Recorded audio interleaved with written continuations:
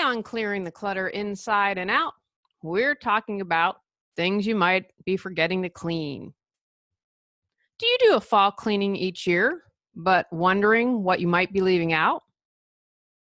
When was the last time you cleaned your reusable bags? Could you be spreading bacteria when you don't clean these items regularly? Learn tips for cleaning things you might have forgotten about as we begin our month focusing on fall.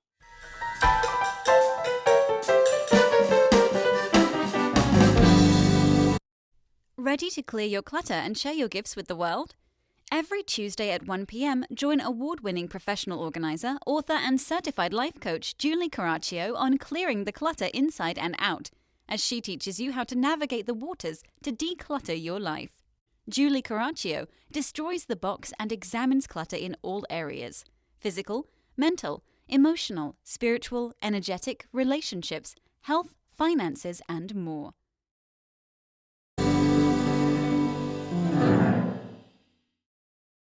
Today's episode was inspired by my reusable bags. I go everywhere with these things. I keep them in the car. I now have Tony keeping one in his car. And a couple weeks ago, I dropped the bag and there was a glass jar of salsa. Now, I'd have to admit, my first instinct was clean it up and we can reuse the bag. And my husband was like, nope, taking it right to trash. And he was right. We could have had glass shards in there and wouldn't want the cat stepping on it, wouldn't want us getting on it or been cut by it, because I would have gone out to the deck out back and washed it out and the cat spent time out there. So he was right. And then Joey, our elderly cat, who has some challenges, did a poop bomb on another reusable bag. Now, don't worry, guys. I didn't even hesitate on this. Took it right out of the trash. I just chucked it. I try to be green where possible, but safe when I need to and not disgusting. Today's episode was also inspired by my mom because she is so great about cleaning spring and fall and doing things on a regular basis. She is old school. She has silver. She polishes it twice a year, and she taught me a lot that I know. And then finally, today's episode is inspired because if you keep things in good shape, they last longer. My husband is fantastic about this. Me, not so much, and working to improve. The list that I'm sharing today will help me as much as it helps you. Here are 15 items I'm going to share today. I had a lot of fun with this, so I'm thinking that I'm going to do one again in the spring. Share your favorites with me that people might not think to clean on social media, and if I use yours, I'll mention your name and where you live if you choose. All right, number 1, right off the top, reusable bags. They can get gunky. You don't want germy stuff hanging out with your food. Now, some bags you can wash, meaning you can throw in the washer. I would air dry any bag. I'm a fan of the drying rack. You can also rinse and wash out. For instance, I use a little bit of laundry detergent or dishwashing liquid, whatever I have handy. And again, I like to do my cleaning when I do the cat litter and do that out on the back deck. I can sit, get it cleaned, use a hose. And then I like to air dry things. Everything just seems to be so much better when you dry it in the sun. Number 2, I want you going through your hobbies. Are you a painter? Do you make soap? Use essential oils to create things? When was the last time you went through and not only decluttered them, but gave everything a good clean? For instance, in my essential oils, I have a little container that it's circular, so you can boom, boom, boom, put all your oils on, and I label them at the top so I can see what they are.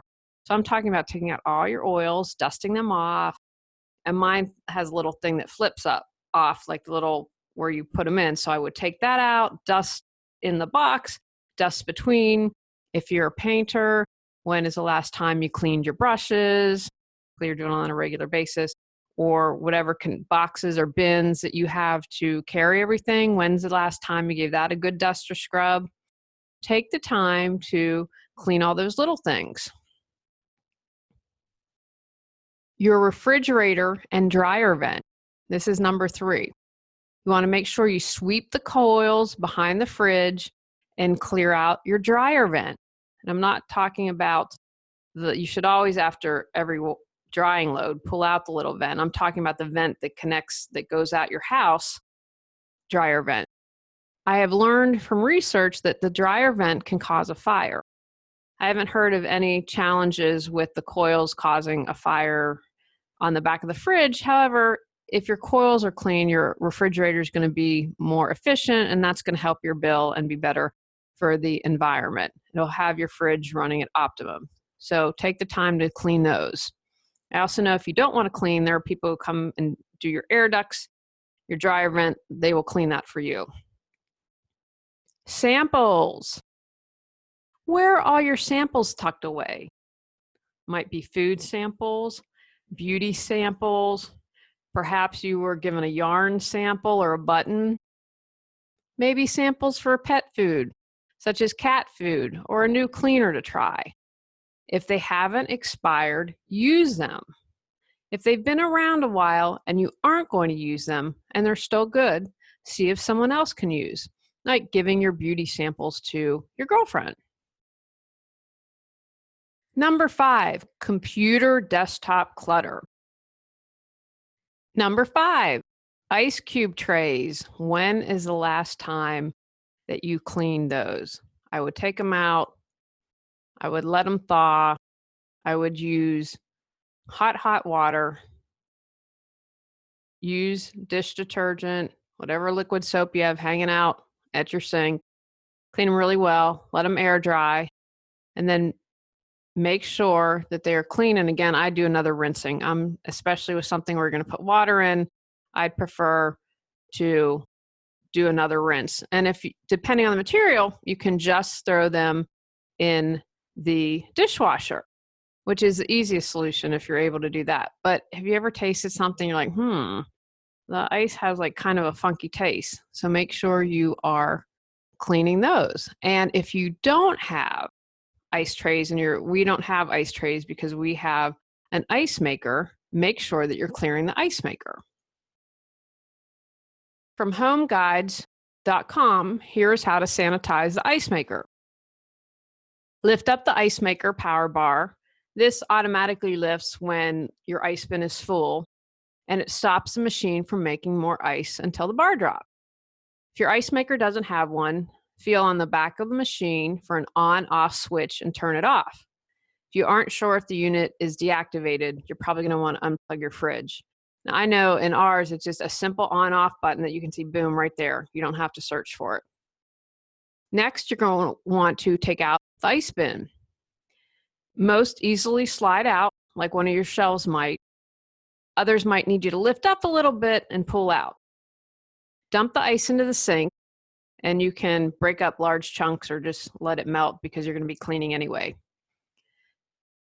You're going to want to fill your sink with warm water and liquid dishwashing detergent.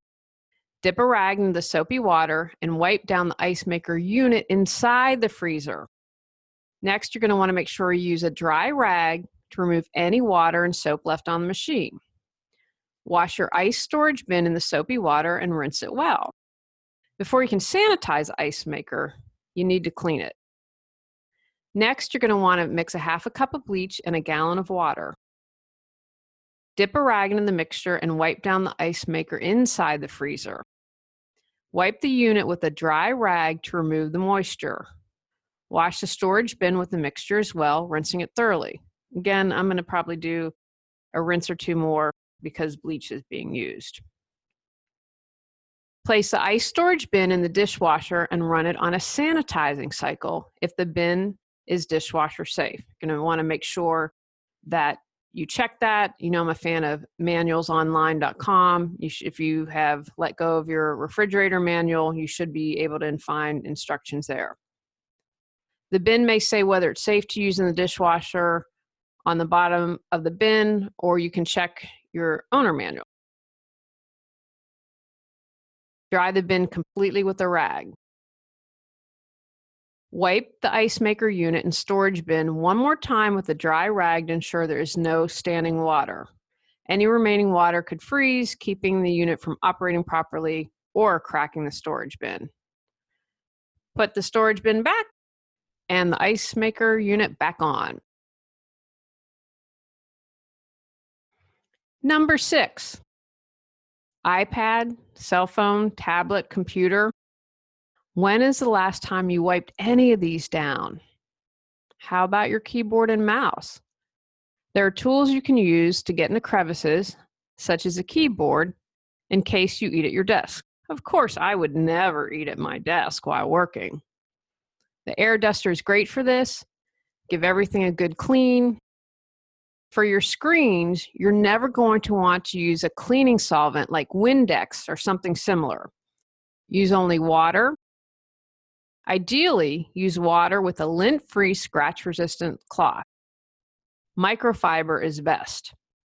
To clean your iPad screen, or your computer, or your tablet, or your cell phone, dampen the cloth slightly. Then clean the screen using soft, even strokes.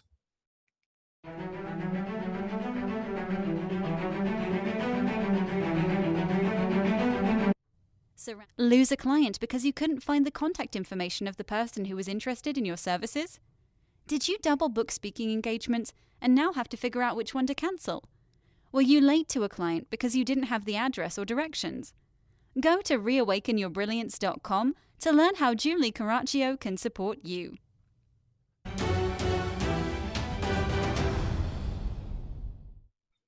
On the same topic, when was the last time you cleaned your earbuds or headphones? I have hearing aids and I need to clean these regularly because of wax buildup. I have tools for my hearing aids that I bet you could buy for your earbuds, although hearing aids are a little bit different. Here's what cleanmyspace.com suggests.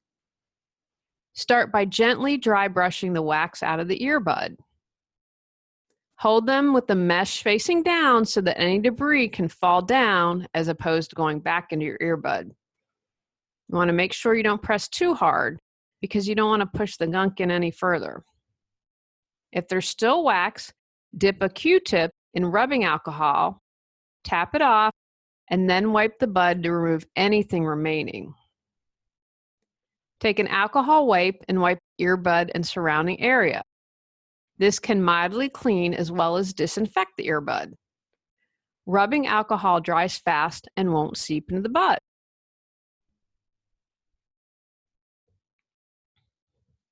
Number 8, another one for technology. Your TV remote and game controllers. They might have dried food or lots of fingerprints. You're going to want to definitely clean those. First, remove the batteries from your remote or your game controller. Dip a cotton cloth into rubbing alcohol and wipe down the entire surface. You can then use an alcohol-soaked Q-tip to carefully clean around the buttons. If there's grime inside the buttons, use a toothpick to remove it. Number 9, light switch plates. When was the last time that you cleaned those? We're working on getting our house on the market, and I told the realtor to look at the upgrades Tony got in the kitchen and the bathroom. I personally would have cheaped out on those. You'll have to look at what the material that your light switch plate is made of. Depending on what it is, it might be grimy and have a lot of fingerprints that are really visible. I'm going to suggest using regular household cleaner or rubbing alcohol. That's really great because it dries quickly on a paper towel or a microfiber cloth. We have those that we can throw in the wash when we're finished. You don't want to spray the cleaner directly on the plate. You're going to want to put it on the cloth or the paper towel, and then you're going to wipe down the surface. Use a Q-tip to clean the actual switch of the fixture, and then you can dust it, buff it well with a dry cloth.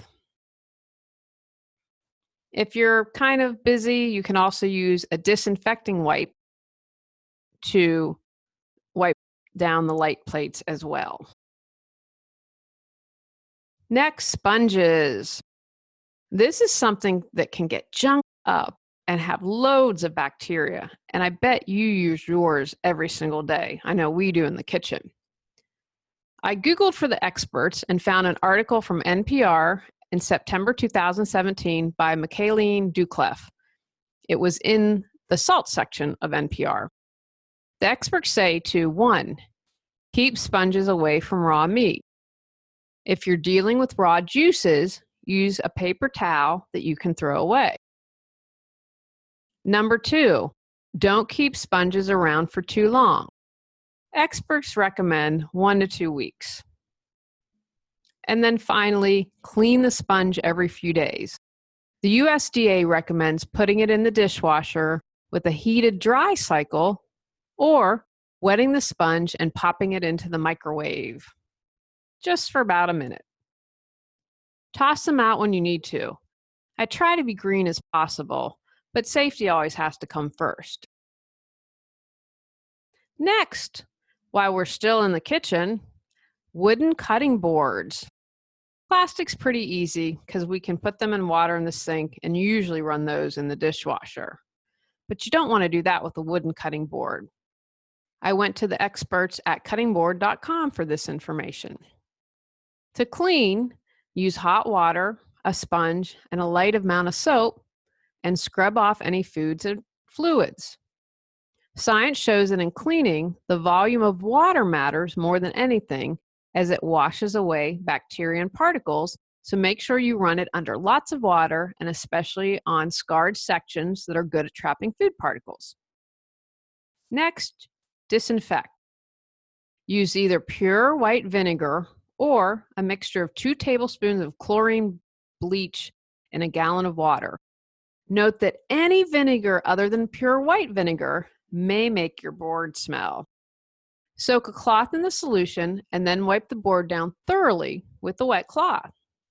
I use vinegar because, again, I'm just a weirdo about bleach. It's going to touch food. I just don't want bleach near me. If your board has any sour or mold-like smell, you can also put a cup of baking powder onto the board and pour a cup of white vinegar over the board. You could also cut lemons in half and rub the board down with the sides of the lemon. Let it sit a few minutes before rinsing off. Another suggestion on Google suggested throwing salt on the lemon as well. Finally, the most important is to wipe dry. It's important for maintaining your cutting board, as water permeating the wood is what causes the wood fibers to swell and then warp your board. This is why you should never soak your cutting board in water and never put it in the dishwasher. It's always good practice after your board is dried to rub mineral oil onto your board. This is what my mother taught me, and it's what I do. Do not use other organic oils, as the fats in those oils can and will spoil, turning rancid and causing your cutting board to stink. One of the few natural oils that you can use is coconut oil, which will not go rancid for some time, but it is not immune to eventually spoiling. I can speak to that. Coconut oil will spoil. Oils work by occupying the space in the wood fibers and preventing water from entering your board and causing cracks and split. These little crevices are where bacteria love to hide and multiply, so preventing your board from having small fractures is key to keeping your cutting board sanitary. Number 12, your mop. When was the last time you cleaned the old mop head? I know those swifter things are probably more popular, but they also create a lot more trash. You'll probably want to clean the mop head in hot water and bleach, but take the time to rinse it until the water is clean as you run it through the mop head before you put it in a bucket of bleach. Toothbrush holder. This is a good one. I need to run and go do this. Rinse it out well and give it a good scrub. Most probably can't go in the dishwasher, so use some hot water to get it clean. Again, you can use a little detergent. And if you haven't bought a toothbrush holder in a while, you might want to think about one of those where the top pops off so it's easier to clean. The trash can. You may or may not line your trash cans. Even if you do, make sure you're cleaning these suckers. Again, I love the back porch for this because I can wear old clothes, get soaked, and not worry about it. I love letting things air out in the sun. Just take a little bit of dishwashing liquid, pour it in there, scrub. I'm a fan of filling it up. I like to let things sit. It usually makes my scrub time easier. And it's really simple, but make sure you're doing those on a regular basis. And finally, number 15 for today, the shower curtain and liner. We have only one shower curtain, and you may not have any in your home. I know the newer homes have the glass shower doors, and they don't need a curtain. First, you'll want to get the mildew stains off. I found quite a few suggestions on this. Most recommend pre-treating. You can use vinegar for this. Then you can wash it in the laundry using a gentle laundry detergent or vinegar and baking soda, or by hand with baking soda and a microfiber cloth. Mildew is the biggest thing you want to worry about. I'm a huge fan of Tilex. The realtor recommended it. I've tried borax. I've tried a bunch of different things in the bathroom, and Tilex worked. I probably don't want to know what's in it, but it was amazing. After months trying about 50,000 different things, the Tilex works. I have a great book called Clean and Green by Annie Berthold Bond. I don't know if it's still in print, but it has lots of natural suggestions for getting rid of stains and how to clean things. Of course, you can find anything on YouTube or Google if you want to be green in your cleaning or use something like essential oils. Just make sure you do your research first. I always like to be green, but for instance, with the mildew, I needed to find something tough to get out the stains. Also, check out past episodes from the fall. Check out in September, October. I've done other fall cleaning episodes if you're looking for more details for doing your fall cleaning. Take actions from today's podcast. Make a list of all those things you forget to clean. Think if there are any other items you may be missing. Add these to the list to your fall cleaning calendar. Clean the items. Keep a master fall cleaning list. On next month's episode, we're talking about empowerment. Go out, clear the clutter to create the life you choose, deserve, and desire. Ready to live a more joyful and fulfilling life? Sign up for our newsletter at reawakenyourbrilliance.com and receive a free copy of 10 Steps to Clearing Clutter Inside and Out. If you enjoyed today's episode, please rate and review Clearing the Clutter Inside and Out. See you next Tuesday at 1 p.m.